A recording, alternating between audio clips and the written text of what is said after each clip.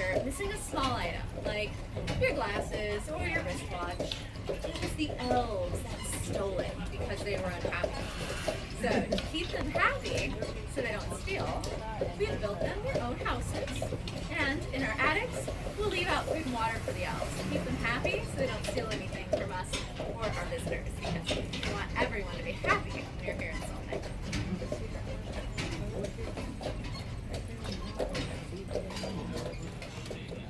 Now coming up here, we're going to turn onto Alley South Street. And this is the other end of town from where we first did our U-turn.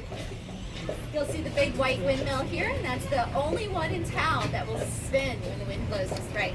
You see, windmills in Denmark are designed to do real work, but the ones here are just designed to look pretty and house our shops. So even though it spins, it doesn't do any real work. Now if you peer over the rooftops, to the left, you'll see a red brick tower with green letters. That is a replica of Denmark's famous round tower. The one in Denmark is about 3 times bigger and has Europe's very first observatory on the top. The one here is a pizza parlor, so that's the place to go for pizza. Now the one in Denmark also has a spiral ramp that goes all the way up the inside of the tower. That's because the king of Denmark didn't want to have to climb all those stairs. And instead, he would have his horses pull him on his carriage all the way to the very top of the tower so that he could stargaze at the observatory, which I think is fantastic. Some people think that the king was lazy, but I think he was very creative and an innovator, if you ask me. Now, folks, I want you to keep in mind that Solvang is a very early town. Most of our shops close between 5 and 6 p.m. Most of the restaurants here are going to be closed by 8 p.m. Wow. Keep that in mind so you don't miss out on your dinner plans.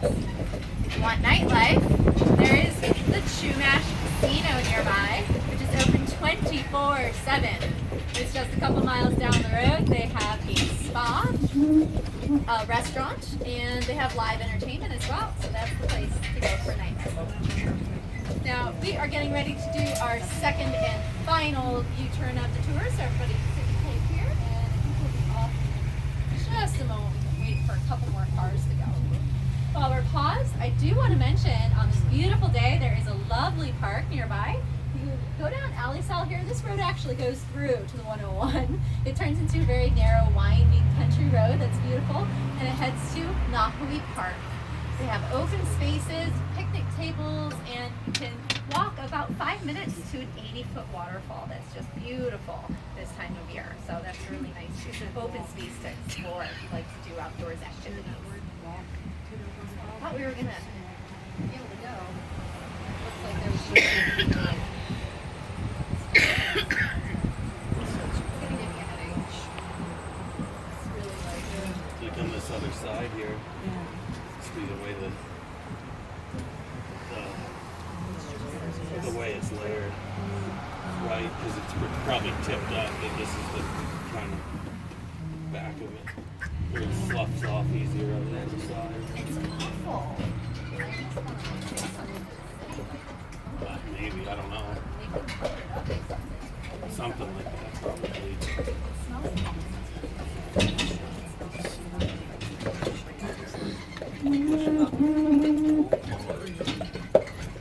See already better.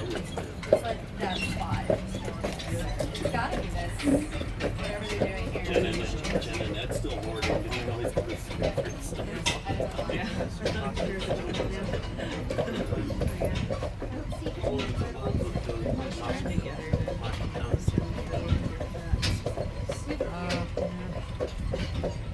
So I also wanted to tell you about the mission that we have here. It's called Mission San Inés. It was built in 1804 by the Spanish, and they occupied this territory. So it's really the oldest building in town. And it was restored to make it look like it did back in its glory days. So it's a beautiful, beautiful piece of that old Spanish architecture. And it's open to the public for you all to visit. And this right here where we are used to be part of the mission property. But now the mission is behind these buildings. And if you look down the street that we're coming up to, you'll see a wall and a line of trees. That marks the beginning of the mission property. The mission itself Just to the left, about 50 yards, it's a yellowish building. You can just walk in from here because there's a little break in the wall, and you can just go right over to Mission. Otherwise, you can drive in by going to the main gate on Mission Drive. You just drive in and park right out front. And the gates stay open 24 hours. The gift shop there is open until about 5, and the Catholic Cathedral has all the service times posted out front. We also have a beautiful rose garden and other things for you guys to explore. Now, the Danes that moved here were not Catholic, they were Lutheran, and they built the Bethania Lutheran Church up on Adderdag Street, which is about 2 blocks north of Mission Drive. It's a beautiful replica of the one in Denmark, and it was built in 1911. It's a pretty old building.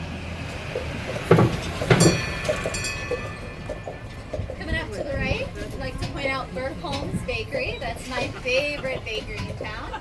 Bergholm's has the gray rooftop with white letters. You'll see there's some birds on the rooftop. Those wooden birds are on many of the rooftops here, and they're storks. Those storks are believed to bring good luck to having home and babies if they roost on the rooftops. So they're bringing that for Bergholm's because they've been in the same family for 65 years. 3 going on 4 generations. It's pretty impressive. And they have my favorite cookie there called a Sarah, and it's an almond paste cookie coated with 2 different kinds of Danish chocolate. It's really delicious. So definitely check out Bergholm's.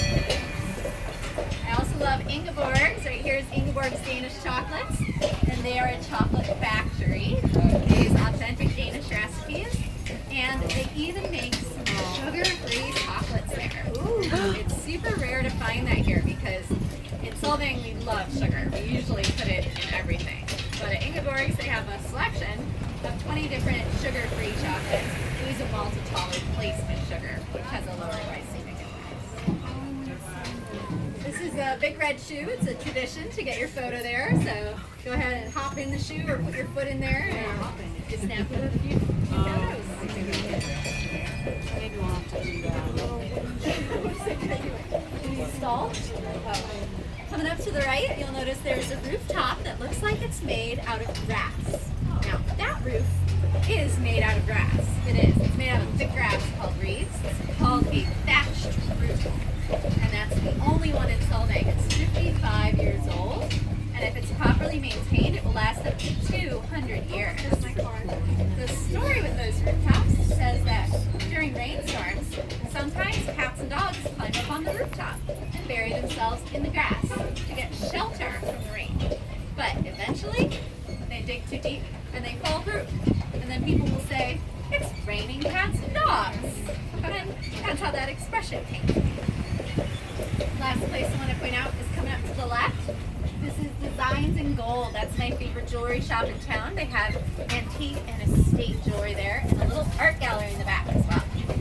Also have the visitor center, which is open on your right hand side there. Folks, we're at the end of the tour, so I would like to say thank you very much for joining us. We absolutely loved having you. And if you enjoyed the trip, well, please leave us a tip. There's a box in the front. And remember to tip your driver Sal too, because does it look like he does anything up here? Well, he actually works very hard. Again, thank you so much for joining us. You're welcome to pet the horses, Pancho and Mary. Just stay to the front and pet them on the nose. Have a lovely day in Solvang, everyone. Thank you. Pet the horses. You want to go pet? Yeah.